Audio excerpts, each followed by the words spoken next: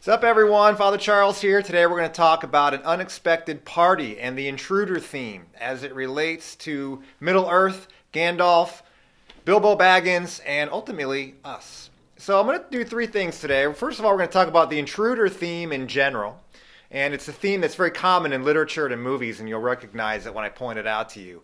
Second of all, we're going to do a rather deep dive into the unexpected party chapter and see how this intrusion of Gandalf into Bilbo's comfortable hobbit hole changes his life and ours forever. And then we're going to kind of bring it back around and show how this relates to some of the Christian themes that we're going to be talking about throughout this series. So the intruder. Think about Luke Skywalker for a minute. The beginning of Star Wars. Back when the Star Wars movies were actually good. Here you got Luke Skywalker, this 18-year-old kid, and he's stuck on the moisture farm on the dead-end planet of Tatooine, working for his aunt and uncle.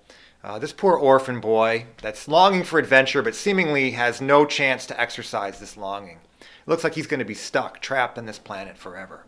All of a sudden, Obi-Wan Kenobi, the wise Jedi Master, enters his life. You must learn the ways of the Force. And invites him on an adventure. And Luke's life is never going to be the same again. Neither will the galaxies, actually, the hero's journey. Think about Neo from The Matrix. Again, first Matrix movie, really good. Second two, eh. But you've got this guy trapped, literally stuck in this virtual existence. A prisoner, and he doesn't even know it, although he can sense it, he can feel it. In walks Morpheus, intruding upon this comfortable existence, offering Neo the choice between the red pill and the blue pill. And says to him, you know, nothing's ever going to be the same if you accept my proposal. And just think about how Neo's life changed, as well as the fortunes of all of the slaves living within the Matrix because of the intrusion of Morpheus into Neo's life. We could go on and on. Think about Harry Potter and Dumbledore. Think about E.T. Think about Gran Torino, the kid that comes into Clint Eastwood's life. The movie Juno, one of my favorites. You got this, literally the intruder in that movie is an unseen, unborn child within the womb of this teenage girl.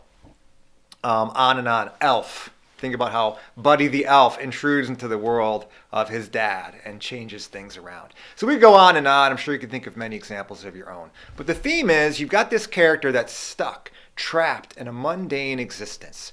They know that they're capable of more. They sense deep down that their life could be grand. But they can't give it to themselves. They need to have somebody intrude from the outside. Usually the intruder comes from a wider world, is a representative of a greater reality. The intruder often has a little bit of trouble convincing the intrudee to come with, because usually the proposal involves some danger, some excitement and some adventure, but also lots of risk and peril. Sometimes the intruder has to overcome certain doubts or skepticism amongst the intrudee. But it's always one of the great themes in literature. We see the hero's journey is initiated by the intruder.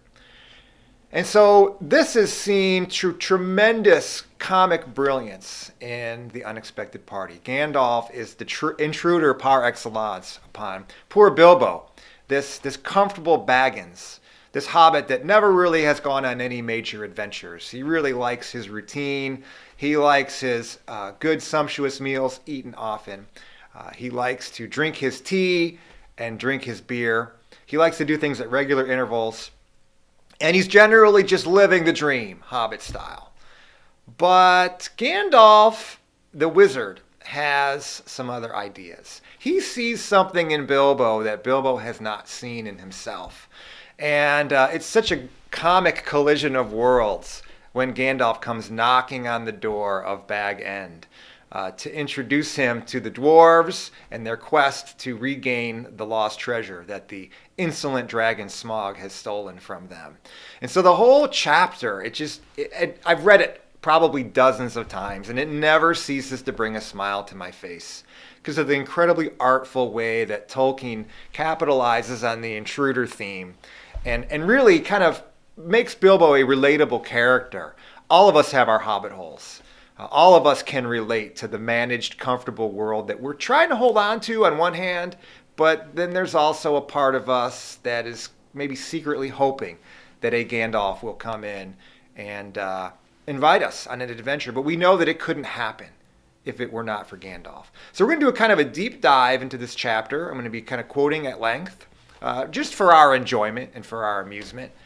And then at the end, we're going to bring it back around and look at some of these Christian themes. Published in 1937, Tolkien's The Hobbit introduced the world to this wonderful type of creature called the Hobbit. And I don't know if you know the whole lore behind it, but the story goes that Tolkien was grading papers. It was one of the ways that poor professors at Oxford would gain extra money. They would get those blue book papers, you know, the essays. And he said it was just absolute living death grading these papers. And he said one day he was grading papers, and one of the papers came back blank. It's like the kid, I don't know if he had just broken up with his girlfriend or if he was not feeling good that day or whatever, but he just, big goose egg, just nothing there. Tolkien was so delighted to see this blank paper that he just wrote the first thing that popped into his mind. In a hole in the ground, there lived a hobbit. And Tolkien looked at it and he kind of filed it away. And that's how hobbits were born. Tolkien began saying, "What's a hobbit? Where did that come from?" Incredible look into the creative process of Tolkien, kind of a comic way that the whole origin of the hobbits began. So, the unexpected party introduces the world to hobbits for the first time. And hobbits are little people, about half our height, we're told. They dress in bright colors, they have thick-soled and hairy feet which require no shoes. They tend to be a little fat in the belly due to their love of good food. And the first hobbit the readers meet is Bilbo Baggins. Tolkien tells us at the beginning of The Hobbit, this is a story of how a Baggins had an adventure and found himself doing and saying things altogether unexpected. So Gandalf intrudes into his hobbit hole with a daring proposal. So as narrated early on in the chapter, it says, tales and adventures sprouted up all over the place wherever Gandalf went, in the most extraordinary fashion. And so from the beginning, the reader gets the hint that Gandalf's arrival at Bilbo's door one fine spring morning bodes something of significant importance for Bilbo. This is no ordinary visit. This is the wizard Gandalf, this strange character around whom all kinds of mysteries unfold. So at first, the unsuspecting Bilbo welcomes Gandalf. He invites him for a leisurely smoke of pipeweed. Gandalf's response is more urgent and brisk. He says, I have no time to blow smoke rings this morning. I'm looking for someone to share in an adventure that I am arranging, and it's very difficult to find someone. So the skepticism and the reluctance surrounding the intrudee abound in Bilbo himself. After Gandalf has suggested the adventure, Bilbo makes this protest. Hobbits are plain, quiet folk and have no use for adventures. Nasty, disturbing, uncomfortable things. Make you late for dinner. I can't see what anybody sees in them. He sends the wizard away and he manages to save face only by perfunctorily asking Gandalf to join him for tea the next day. Kind of a way to get rid of him. You know, he's hoping he actually won't come back. But Gandalf accepts. But he brings with him some friends the next day, namely a troop of 13 dwarves, who, arriving incrementally, quickly invade his home and his pantries, much to the dismay of poor Bilbo. And what's funny is to see Bilbo. He's trying to, on the one hand, uphold the traditions of Hobbit hospitality, something he takes great pride in. But on the other hand, he's trying to protect his very precious stores of food and his managed comfort. Suddenly his nice managed hobbit hole is, the dwarves are running roughshod all over the place. So it's so funny to see Bilbo. He's trying to, on one hand, be polite as a good hobbit, but on the other hand, to maintain the order that hobbit would enjoy. So Bilbo learns that the dwarves are on a quest to regain their stolen treasure from Smaug in his lair beyond the misty mountains. He hears that the company of dwarves is traveling to a wild land far beyond the safe comforts of Bag End and the Shire, where he's had a very comfortable existence for his 50 or so years. Gandalf has convinced the dwarves that Bilbo can be their worthy and helpful ally, a stealthy burglar with many fine qualities beneficial to the success of their quest. So Bilbo, for his part, he's not too eager. In fact, at first, he's not having it. So there's appeals made to his pride and to his pocketbook, and these fail to move him. However, we learn that there is more to Bilbo than appears. Because while Bilbo was in appearance and behavior a Baggins through and through, he also had some took. Tooks were an adventurous type of hobbit. We see their family, we see the representative of their family in Peregrine Took, Pippin. We're going to meet him and get to know him better in The Lord of the Rings. So on Bilbo's mother's side, there was Took. So he's got this mostly Baggins side that likes comfort, but there's a Took deep inside of him that is longing for adventure. And it says in the book that he got something a bit queer in his makeup from the Took side, something that only waited for a chance to come out. I'm mostly Baggins, proud of it, but I do have a little bit of Took in me, and so I can relate to what he's talking about here. What finally awakened the inner Took, giving it a chance to come out, was the music. The music. Now for some music, said Thorin. Bring out the instruments. It says they came back with viols as big as themselves and with Thorin's harp wrapped in a green cloth. It was a beautiful golden harp, and when Thorin struck it, the music began all at once. So sudden and sweet that Bilbo forgot everything else and was swept away into dark lands, under strange moons, far over the water and very far from his hobbit hole under the hill. Amid the firelight flickering in the dark room, the deep-throated singing of the dwarves in the deep places of their ancient homes began. Far over the misty mountains cold, to dungeons deep and caverns old, we must away ere break of day, to seek the pale enchanted gold. Far over the misty mountains cold, to dungeons deep and caverns old, we must away ere break of day, to win our harps and gold from him.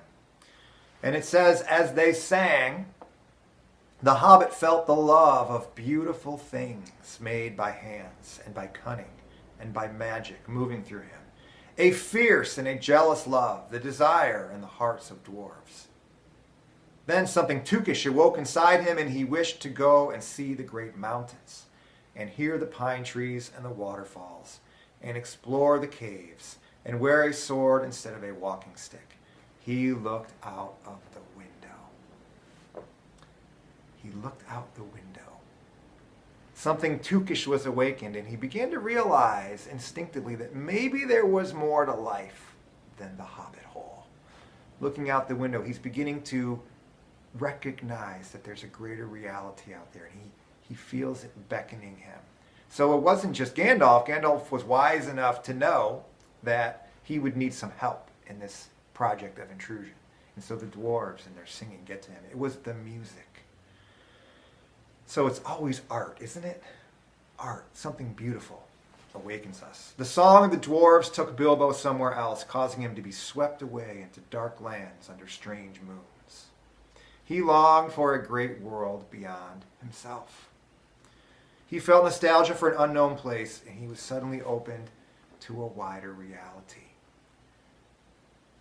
The stars were out in a dark sky above the trees. He thought of the jewels of the dwarves shining in dark caverns.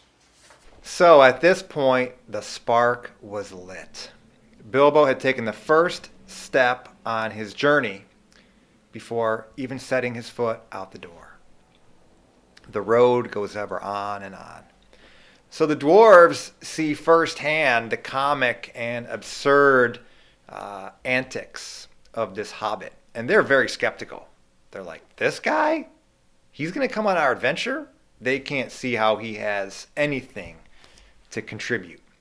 But this is what Gandalf declares. Let's have no more argument. I have chosen Mr. Baggins, and that ought to be enough for all of you. There is a lot more in him than you guess, and a deal more than he has any idea of himself. You may possibly all live to thank me yet. And as it happens, they do live to thank Gandalf, as does Bilbo, as do millions of happy readers. In fact, all the free peoples of Middle-earth will live to thank Gandalf.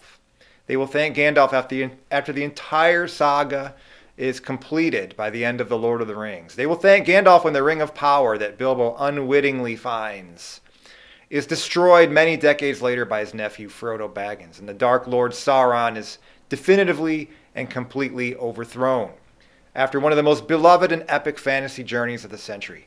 They will thank Gandalf when they think back on how it all started, with a visit from Gandalf to Bag End and a proposal to a small, frightened hobbit named Bilbo Baggins to leave his home for an adventure. By instigating this journey, by insisting to the dwarves that Bilbo join them, by giving Bilbo the nudge out the door, which would lead to his growth and enrichment on so many levels, Gandalf led Bilbo and us into the story. Bilbo is kind of our proxy. And from Bilbo's perspective, and perhaps ours, the readers, one might even say that the whole story began with the intruder, Gandalf. On one level, there's nothing specifically Christian or Catholic about the intruder theme, as evidenced by all of these secular movies that we've talked about. But when you think about it, and I have a lot, Christianity can be seen as the ultimate intruder story. You've got Jesus Christ, the intruder from heaven that comes to earth to save us from our sins, to redeem us. You know, we're mortal, and yet we long for immortality, but we can't give it to ourselves. We're finite, but we long for the infinite. And no matter how hard we try, we can't gain it. We're sinners, and no matter how hard we try, we can't redeem, we can't save ourselves. We believe that we've fallen from paradise.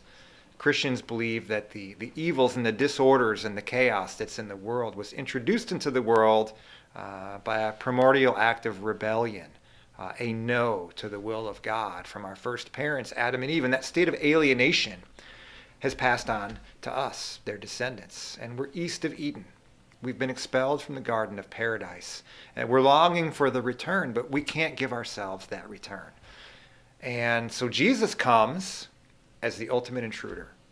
He says, I am the way, the truth, and the life. The Word became flesh and dwelt among us. For God so loved the world that he gave his only begotten Son, that everyone who believes in him might not perish, but might have eternal life. And so Jesus offers us a way out. And that way out is by being his disciple, by repenting and believing in the good news, and becoming a part of his kingdom by following him as a disciple. And you know, for Christians, this is not just a story. This is not just a movie. This is not just a fantasy. This really is life and death. This regards our eternal destiny. This is the question of whether this life is actually meaningless and absurd, or whether what we ultimately long for in our heart of hearts can actually be true. You know, Christianity has a highly developed set of morals and doctrines, and because of that, sometimes Christianity is mistakenly reduced to these things. But that would be like viewing marriage as a stabilizing social force, which socializes the sexual instinct through a lifetime commitment of monogamous partnership, thus aiding in the preservation of civilized society by the begetting and the rearing of children.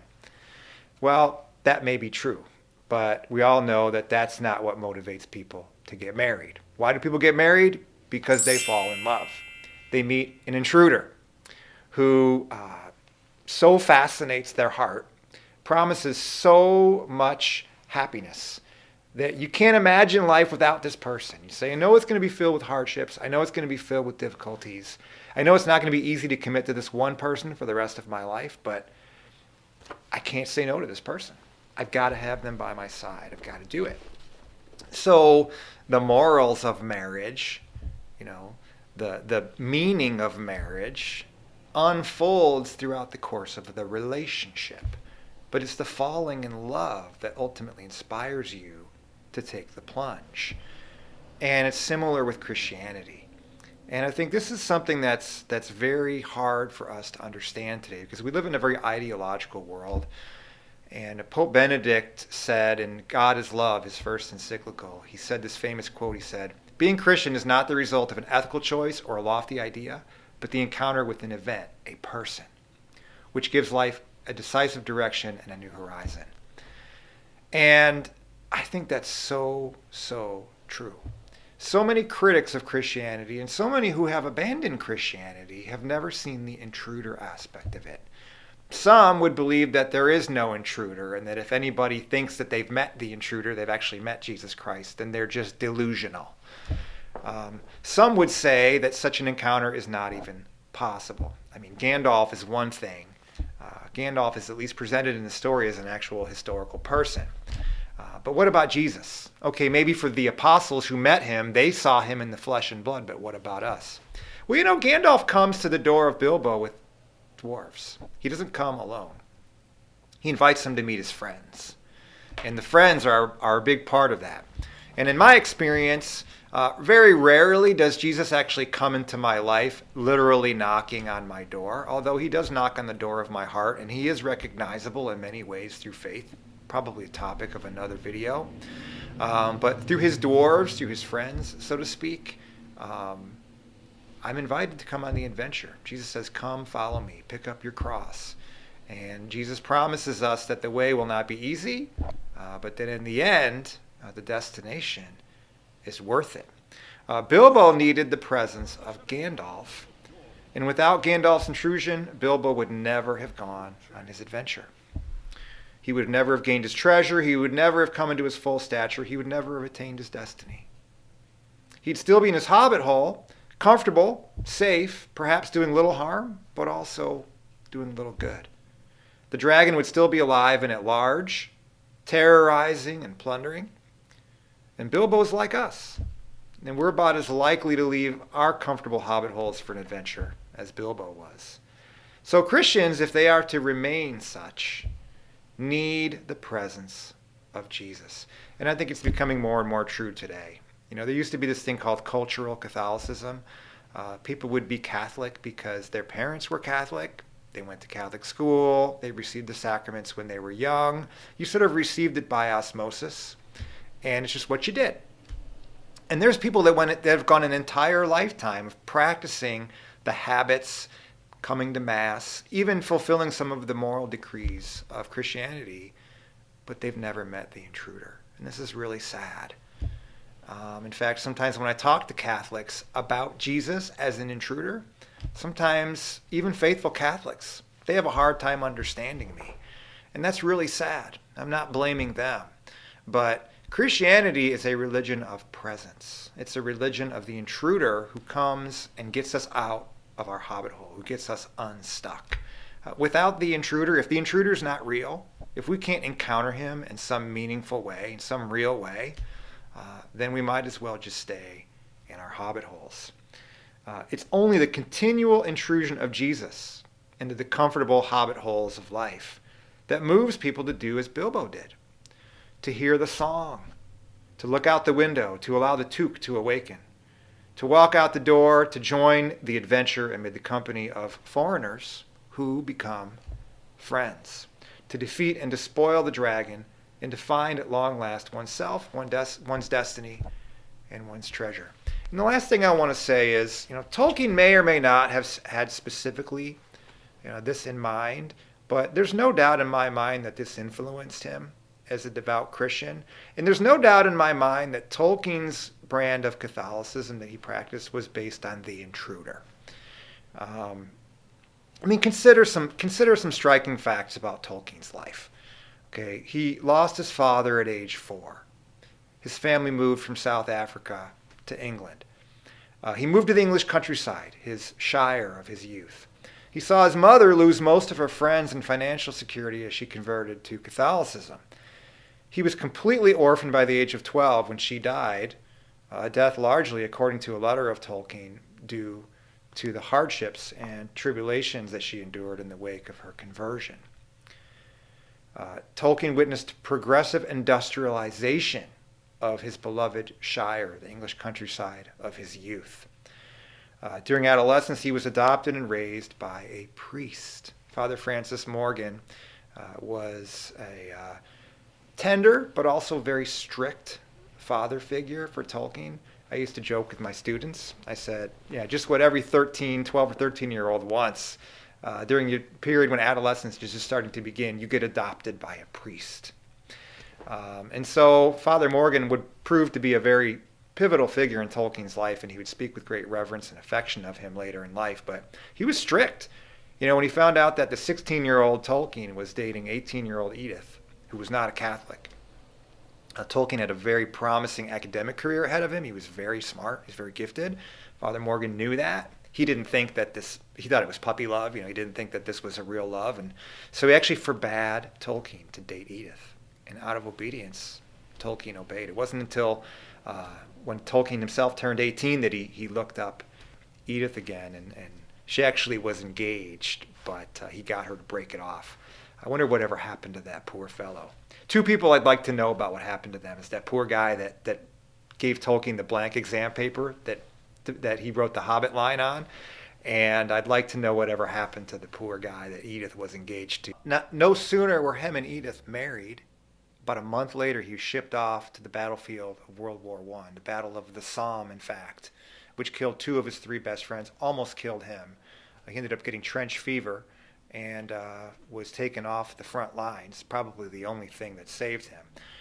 He was a leading intellectual of his time, a scholar widely recognized to be an elite in the field of philology and linguistics, amid an increasingly secularized university environment in which the faith was not exactly fashionable. So if you think about these features, they don't exactly fit the typical profile of a modern believer. The 20th century, with its wars and ideologies and murders, was considered by many to be proof positive of Nietzsche's famous God is dead proposal. So why did Tolkien continue to believe? He definitely was an anomaly amongst intellectuals, particularly English intellectuals of his day. What moved him to keep his faith? And not only to keep it, but to allow it to influence his writing to such an extent that he would one day declare his 2 decades in the making masterpiece, Lord of the Rings, a fundamentally religious and Catholic work. It's difficult to imagine Tolkien hanging on to his faith simply because of cultural Catholicism. It's difficult to imagine Tolkien keeping his faith if his experience of God was one of absence. Only a felt presence can explain lasting adherence to one's faith amid the kinds of things that Tolkien experienced as a man of his time. And he had to have experienced Jesus Christ in some way as an intruder, who, like Gandalf, showed up at least periodically to rouse and awaken him to pass through his dreadful trials and to attain his ultimate destiny as one of the greatest authors and storytellers of his time. So if Tolkien's work was devoid of Christian themes, was sanitized of all Christian influence, then perhaps one could dismiss his faith as a personal quirk, as a private crutch, as a subjective or a sentimental attachment. But the fact that he quite intentionally and explicitly affirmed the Catholic nature of his most famous work really does point to the provocative conclusion that Tolkien knew Jesus Christ, not just as an ideal religious or moral or mythical or ideological figurehead, but as a Gandalf figure, as a real flesh and blood intruder. And perhaps that's what helps separate Tolkien from so many of his contemporaries, not only the secular ones, but the believers as well, whose private faith rarely seems to make it into their art. All of this is kind of corroborated when you read through Tolkien's letters and you find out just how deep his faith ran. We're going to be getting into some of these letters in future sessions. But that's it for today. I hope this has been a provocative chapter for you. And let me know what you think. You think there's some cool thoughts there? You think I'm full of it? Well, hopefully you'll keep watching. And we'll get more insight as we go. Thank you so much for tuning in. Father Charles out.